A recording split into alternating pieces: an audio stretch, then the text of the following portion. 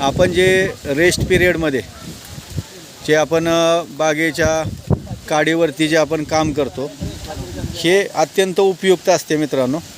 डाळिंब बागेला आपण रेस्ट पिरियडमध्ये जितकं काम करू त्यावर तितकं आपलं बाग जेव्हा बहरमध्ये असते तेव्हा आपल्या बागेच्या बहरला सेटिंगला हा फायदा होतो. तर हा जो फिल्टर जो आहे तो पांडव ॲडव्हान्स जीवामृत फिल्टर आहे, बायो लिक्विड फर्टिलायझर युनिट्स. आणि आपण पाहू शकताय की शिरसगाव, लौकी, येवला, जिल्हा नाशिक, महाराष्ट्र इकडून आमच्या ह्या मित्रांनी हा फिल्टर जो आहे तो मागवलेला आहे. तर आपण त्यांच्याकडून थोडक्यामध्ये ह्या फिल्टरबद्दल थोडीशी आपण माहिती जाणून घेऊया की याचं कार्य कसं आहे, कशा पद्धतीने म्हणजे ह्यामध्ये कोणकोणते कंटेंट जीवामृत वगैरे कसं बनवलं जातं. तानाजी साहेब नमस्कार. नमस्कार. आमच्या चॅनेलमध्ये आपलं स्वागत आहे.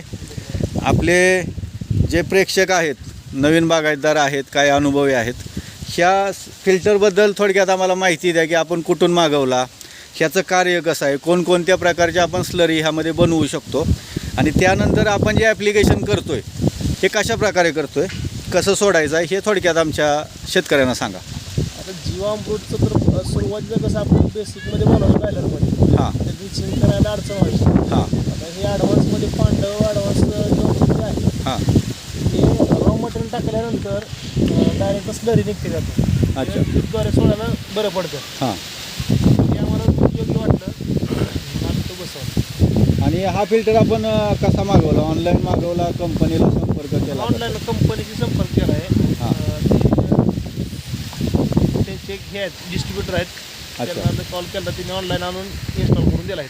बरं, किंमत किती आहे याची?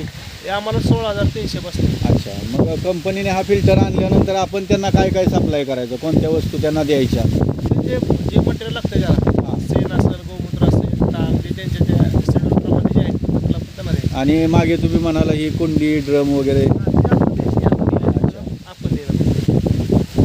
जे लागेल ते रॉ मटेरियल आपण म्हणजे ही जी जनावरांची कुंडी आहे ती पालथी झाकलेली आहे आणि हा 200 लिटरचा ड्रम आहे.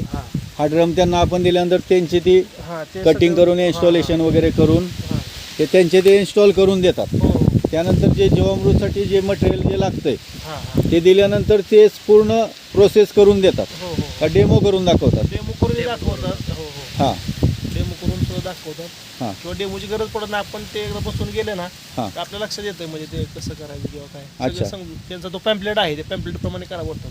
अच्छा. मग ह्यामध्ये आपण फक्त जीवामृत स्लरी वापरू शकतो का दुसऱ्या कोणत्या स्लरी?